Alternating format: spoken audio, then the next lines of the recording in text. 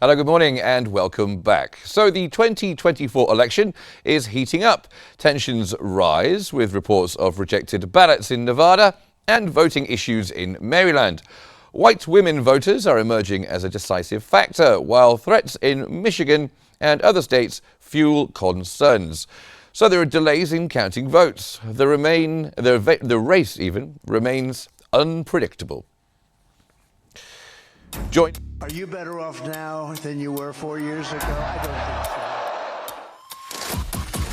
think so. You are rightly impatient for change.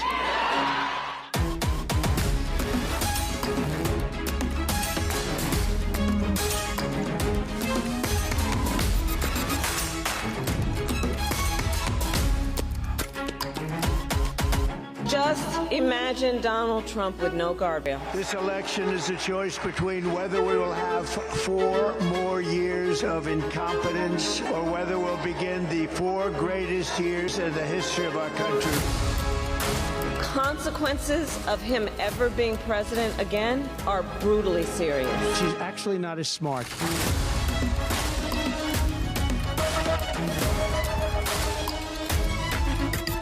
And we will make America great again. And when we fight, we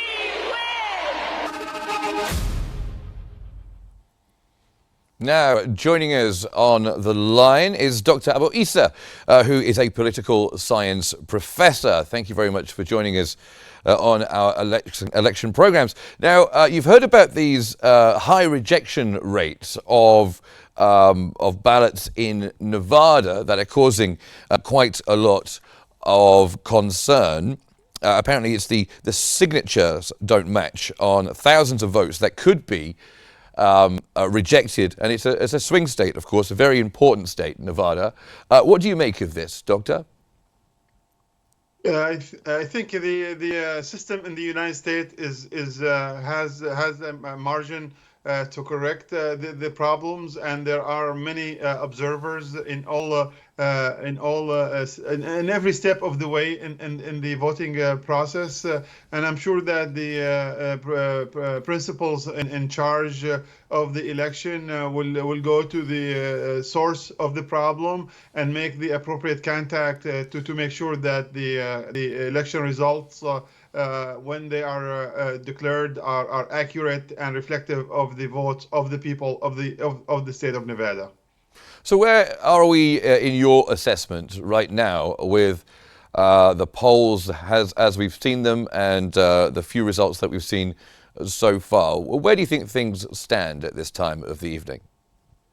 It looks like all the blue states are voting Democrats and all the red states are voting Republican, and some of the states are already closed their doors, and they've started reporting the percentage of Democrats versus Republican votes, and they are consistent with the expectations. However, I guess the swing states are really the deciding factors, and those swing states, some of them would not be even declaring the results until maybe late tonight or even tomorrow. So there are some issues that need to be evaluated in those swing states, and those swing states will decide who will go to the White House in January. So it's really the swing state game, and we have seen that women are going to the polling places in large numbers, maybe in some places or most places above the numbers of men going to the polls,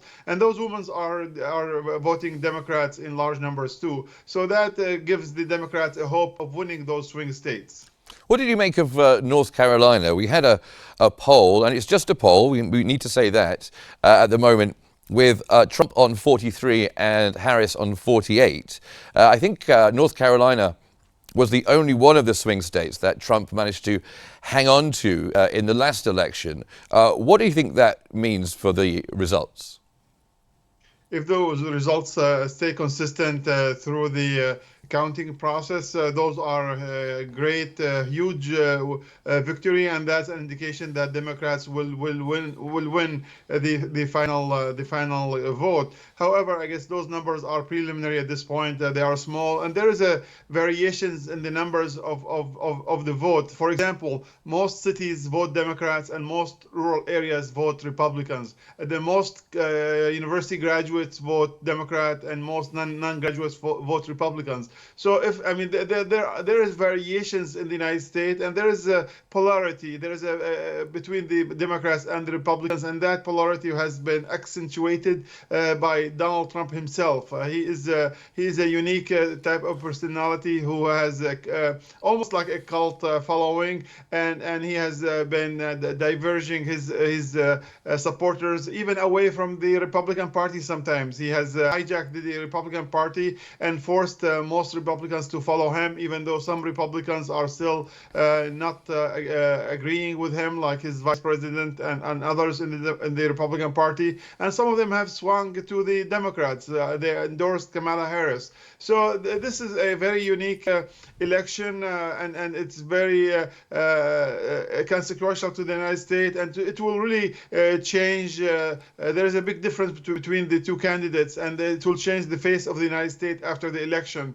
So it's a very important election, and many people are looking forward to learn about the results. And let me ask you about security. We had bomb threats in 2 states which the FBI had deemed non-credible. How do you think authorities have managed to balance the security of people who are voting? And do you think it's been a successful day so far in that regard? I think it's a successful day. I know that the security forces in the United States, from the police to the National Guard, have been meeting for weeks and preparing for this day and for the aftermath of this day also. So the system, the security system in the United States is very advanced and very capable, and they have proven that they are capable and able to keep the peace and keep the voting without much incidents. I mean, this is a very charged environment, very emotional environment, and there are people who are not happy, and they might be showing that unhappiness with some acts here and there. But that does not change the results or the integrity of the voting booth or voting locations, and those votings will be clear and reflective of the American people. So it's very important that the institutions keep functioning according to their principles and have the police to their sides to be called on if needed. And I don't think they've been called on often so far. Now, Donald Trump has said that this will be his final campaign. What do you make of that? And if he loses tonight, will we see him again in 4 years' time?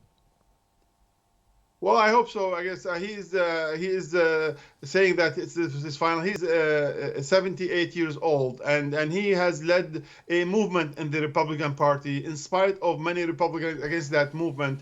And he does not have a heir to replace him in 4 years so far. I mean, he has tried to recruit the vice president to his side, and he won him, even though the vice president was against Donald Trump initially. But he has swung around to be supportive of Donald Trump. So Donald Trump is a phenomena, and he is a change in the Republican Party, but not all the Republican Party is supportive of him. If it was his last run, now his movement might die out over 4 years time frame, and that is something which I think is wished by the Democratic Party.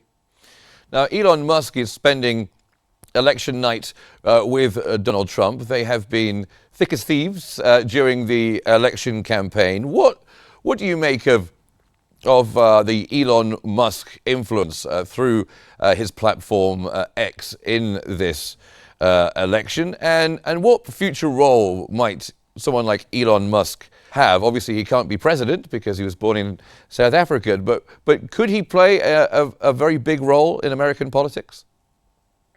Well, apparently he's invested in Donald Trump heavily, and he has pledged hundreds, maybe tens of millions of dollars to help Donald Trump. And also he also devoted his media X in support of Donald Trump, even though Donald Trump is known to be against the media, and he called most medias liars in their face. But Elon Musk has been able to help out in this area. And apparently he has some interest of becoming more influential in the American government. He's explored space and explored everything else. Now he wants to explore government. And I'm not so sure he's going to be successful in government, but that's what he wants to do. And he's putting all his eggs in Donald Trump's basket. And if Donald Trump will win, he will be a winner as well. And he will have a large role to play in the American government. However, I guess we'll wait and see how that goes. But Elon Musk is declared his bias for Donald Trump, and that's what we are seeing today. Speaking of social media, as we were with Elon Musk, how damaging or important has the spread of misinformation been during this campaign? And also, is there more misinformation on one side than another, or is it pretty evenly spread? Well, I think the regular media or the established media has been losing ground to the social media in the United States and across the globe, I think, and that is really changing the face of politics. The established media might have policies and might have sway one way or the other. However, social media have no overarching, positions. You never know where they are coming from, depending on the source of that social media, and there's lots of misinformation. But however, I guess they try to tailor that misinformation to the fears of the audience, not to the principles and the facts on the ground. So that is something I think the American government has to keep watch over and make sure that there is no insinuations to violence or any misinformation which can lead to conflict. So it's really a touchy subject, but this is a new reality where social media is becoming more powerful, and it's also polarizing the audience. The audience on the right listens to the right social media only, and the audience to the left listens to the left social media only, and that is polarizing the society. And we can see that clearly in the American politics, that there is more polarization going on and more emotion in that polarization. There's been concerns raised, this might be more misinformation, by Maryland voters talking about switched votes on machines tonight.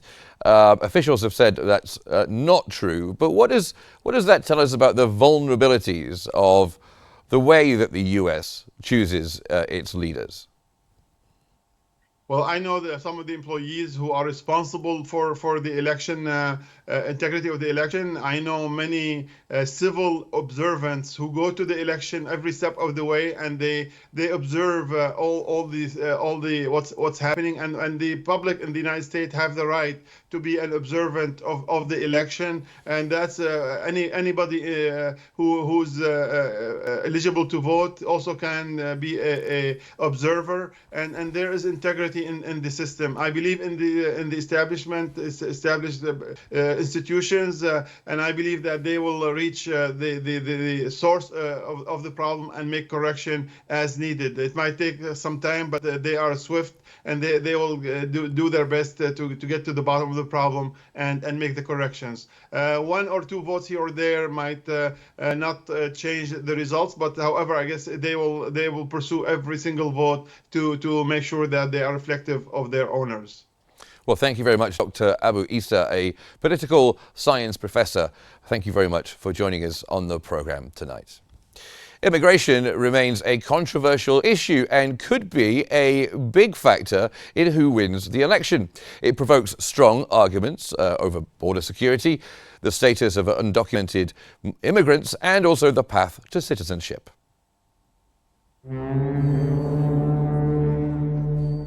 The ongoing crisis in the US-Mexico border has grown increasingly complex in recent years. Driven by economic instability, violence, and the effects of climate change. These factors have fueled a surge in illegal migration, overwhelming border resources and heightening tensions in both nations. In response, both the US and Mexico have implemented a range of policies aimed at addressing the issue. The US has primarily focused on strengthening border security through increased personnel, advanced surveillance technology, and the construction of physical barriers. Additionally, recent efforts have prioritized collaboration with Mexico to better manage migration flows. On the political front, Republican presidential candidates have largely endorsed stricter migration controls. Many advocate for expanding border barriers, increasing funding for border patrol efforts, and expediting the deportation process for undocumented migrants. Figures such as former President Donald Trump continue to champion a hardline stance, framing it as essential to national security. They said they tried to tighten it up a little bit just to because they have an election coming up. It didn't work much, but they forgot to tell you that they continue to fly big, beautiful Boeing jets right over the border with hundreds of thousands of illegal migrants landing in the Midwest and other places. In contrast, Democratic candidates tend to support comprehensive migration reform. They emphasize a more humanitarian approach, often proposing pathways to citizenship for undocumented immigrants and addressing the root causes of migration.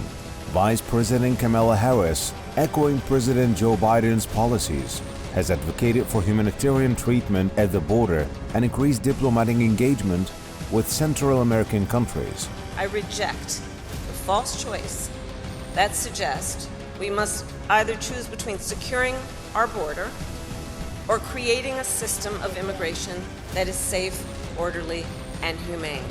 We can and we must do both.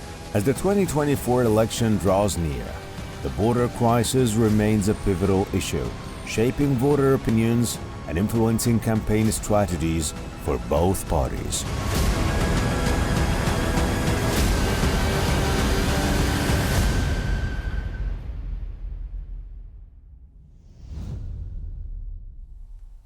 Now we are joined by Adrian Calamel, who's a professor of political science and a researcher in American affairs, joining us from Washington, D.C. So how do you assess things so far at this point in the evening? Well, it's kind of playing out, I think, the way everybody expected it to, with Pennsylvania being the main state. And it seems to be the most important. I don't think there's been any. This is one of the nice parts about this part of the election is all the anxiety, everything. The votes are in, and now it's in the process of being counted. So it's too early to say what's going to happen because there's no clear winner here, obviously, and there's polls that are still have yet to close all the way. So. Okay, and do you foresee any challenges in the election process itself? Have you heard anything about that, or are things going pretty well? I would say things are going well right now. I think we'll have to see what the actual results are. When the votes are in, if it is a very tight race in some key districts, then we're going to see this play out in the court systems, unfortunately, and this could go on for days, sometimes weeks. If it is a landslide in one direction or a clear margin of victory in one way or another, I don't expect it to play out. And I would hopefully that the transition would go smoothly from one administration to the other. And that's really what we're dealing with. It's two different administrations running for office.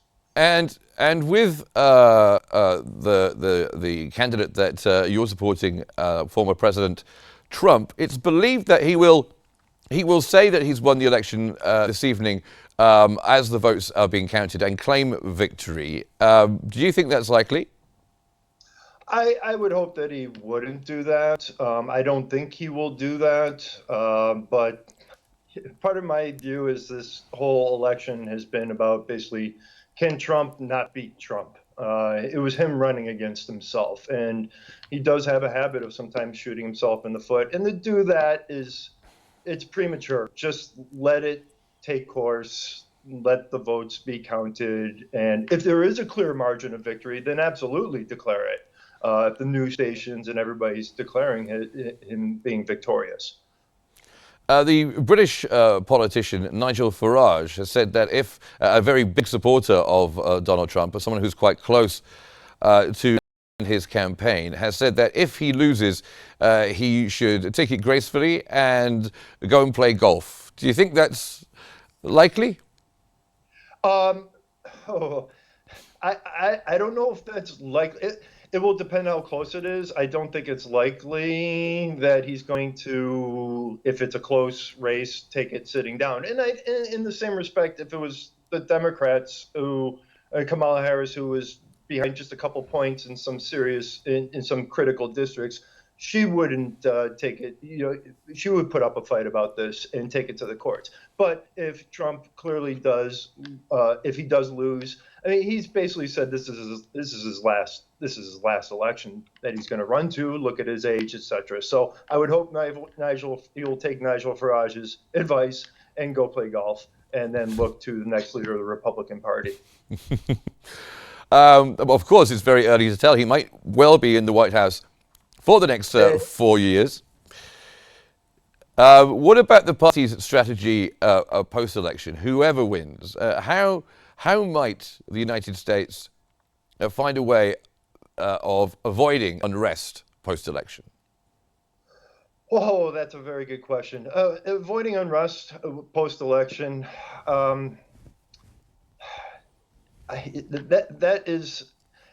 There has been, leading up to this election, I mean, with events that have been playing out in the Middle East, there's been a lot of violence on the streets in America. It's not just isolated to places in Europe. It's also in America. And it's not just connected to this election. And Trump is a believer, as I am, in restoring rule and law in some of these cities that have become sanctuary cities, for example, where violent acts are being committed and people are being let off. So people talk about the violence after the election. I already say the violence is already here. We need somebody to come in and stem the violence here and say, listen, let's work towards rebuilding this country together.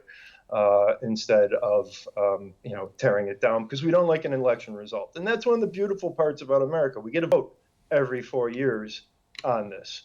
So if you don't like the results, just go to the ballot box next time and get your result. It doesn't sound like you have much confidence in avoiding some unrest by that. But let me ask you about the changing demographics in voting in elections. It seems that younger people are going to be very important in this election. Of course, you have young men who are supposedly going to be voting for Trump, and young women in great numbers voting for Harris. What do you make of this demographic shift? That's interesting. And I for polls, I generally don't like polls. We'll see when the post-election polls come out and when they do the ballot counting. But I'll also say that this young generation has dealt with one that just come of age. The lockdowns, they dealt with big government, they saw mismanagement, and they're really upset. And it stretches not just across the male population, it's to the female population as well. So I don't think we can exclude that. And it's not just anecdotal. I know this. So we'll see what happens after the election. But I think there's this age group that's not happy with government overreach, is what they've seen in their lifetime. So they're actually becoming much more politically engaged than perhaps our generations were, which I guess can only be a good thing. Let me ask you a little bit about foreign policy and America's relationships abroad. How do you think your candidate, Donald Trump, and also perhaps a Harris presidency, how will things differ in their relationships abroad, especially in sensitive regions like the Middle East? Well, if we look at a Harris campaign, a Harris administration, I think we're going to see more of the same, which is a loss of deterrence in the region. I think they've already signaled that they're make some difficult decisions vis-a-vis Israel and support for Israel and pulling away support from Israel. Now, if you look at the Trump administration and what he did from 2016 to 2020, and I'll focus in on 2018 to 2020, he saw that the country, the regime, that it was causing the most problems and is causing the problems and driving conflict in the Middle East was the Republic of Iran. So he put them in the maximum pressure campaign. That was 2 years of that, drained them down to $4 billion in foreign currency reserves.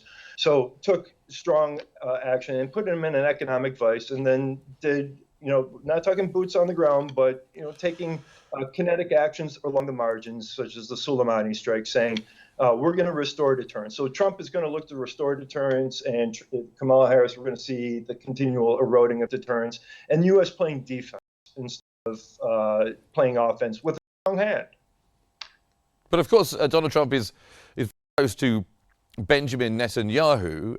They have quite a close relationship. So how will he deal with an issue like the ongoing conflict in Gaza? That'll be interesting to see. Trump has signaled that he wants them to wrap it up quickly, but that's been the message from Biden messaging, that they want it wrapped up quickly, but through negotiations. We don't know what Trump means by wrapping up quickly. So one thing, Israel will have his support. I do believe that the Ukraine will have his support. I think people are mistaken when they say the Ukraine will not get the support. I think he wants to see objectives. What's the end game here? Are we getting involved in what you call mission creep instead of looking at clear objectives, what's obtainable and what can be done? So the United States is dealing with three major players in that axis of resistance, and I'll rank them in order of strength, weakness to most powerful, and that's Tehran, Moscow, and Beijing. So Tehran and Moscow are actively engaged right now, and Beijing is just sitting there watching, and that's a concern for the United States and the next administration as far as Iran goes. And how will Donald Trump's relationship be with Xi Jinping, as you mentioned? They've had a difficult relationship. Sometimes they've been friendly and other times not so much when it comes to tariffs and such like. Well, what do you think that would be like in a Trump presidency? Well, I think a Trump presidency, and one thing about Trump's foreign policy, it's very, if I can say, transactional. We work towards a deal, and it may not be the greatest outcome. It's the best possible deal. And I'm really a particular fan of objectives. As far as China, they have leverage over us. We have leverage over them. It depends on how you want to leverage, and it's going to be the economic levers that are used. And also just show of force, making sure that Taiwan, and messaging is important, that protect and defend. No cases can China invasion of Taipei. Unless perhaps he sends some love letters to Donald Trump, because when it came to Kim Jong-un, all it took was a few letters, and it seemed they had a pretty nice relationship. Well, see, this is exactly what I'm talking about, the transaction. Now, my question is, if Trump had been there for another 4 years, except for instead of Biden, would he have pivoted back, and was that transactional policy with Kim Jong-un a holding place just to keep them, in a place and say something's done there and focus on the much greater threats, and being the Islamic Republic of Iran, being China, being Russia. That is one of the problems. Is he has his transactional foreign policy where he wants, it's the art of the deal. That's the book he wrote, and he approaches it as a businessman in many cases. And one of the things that some people have said is that Donald Trump is a serial loser. He didn't win the popular vote in 2016. He didn't win the midterms in 2018. He lost the election in 2020, and there was no red wave in 2022. If he does lose tonight as a Republican, will you be happy for the party to move on and find someone who can win? Yeah, absolutely. Trump is, he absolutely is representing the Republican Party right now, but as far as a conservative, he's by no means a conservative of a runs on the populist type. There are things about him that definitely cater to Republicans, but I personally would like to see the Republican Party get back to some of the more conservative principles. No adding that, that's a problem for who's a conservative. And that's part of the Republican Party, or fiscal conservatives. Or they were, at least, before the last presidency. I'm one of them. So, I'm speaking from my own Edmund school of conservatism. Both major candidates, have faced intense media scrutiny. Today's political polarization, how do you think we can get back to a situation in the United States where it's more of a issue base than it is a personality Yeah, that's a great point, because really it looks more like a popularity contest right now about personalities instead of talking about policies. Now, I fit the Trump campaign. They have spoken in coherent policy plans and what they want to do. With Kamala Harris, she talks about taking the country in a new direction, but she also doesn't elaborate on that direction. And when she does, she starts bringing up things that concern an individual such as me, such as going after corporations for price gouging and really influencing the free market, government. So can we get back to a era where during people harken back to the Reagan administration saying, "Oh, people were working across the aisle." There was great animosity at that time too. Maybe not the heightened rhetoric that we see today, but there's still a lot of. There was always conflict there. It's just the problem is when it spills out over into the streets, and I think that's what we're all seeing, and that's what everybody's afraid of, is it spilling over into the streets.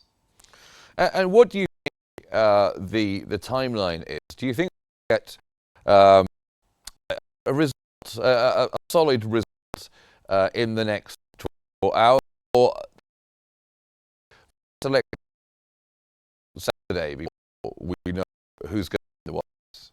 Again, it all depends on the margins. I think one thing that is working toward an advantage of early results is the Republicans have really pushed early voting this time.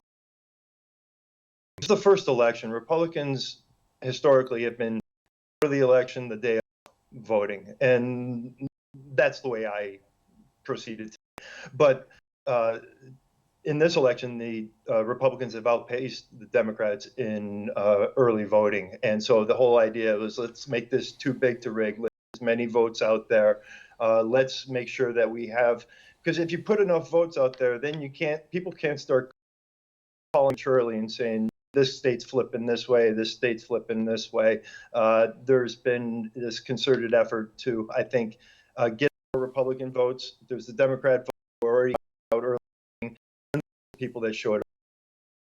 So anyway, the last minute chaos surrounding it. Professor Adrian Cannon, thank you very much for joining us. I wish you a pleasant election night. Thank you very much for being on the program. Well, that's just about it for now. We are coming back with some more special coverage of the 2024 United States election. Stay with us for that. And Selma has the latest headlines in just a few minutes.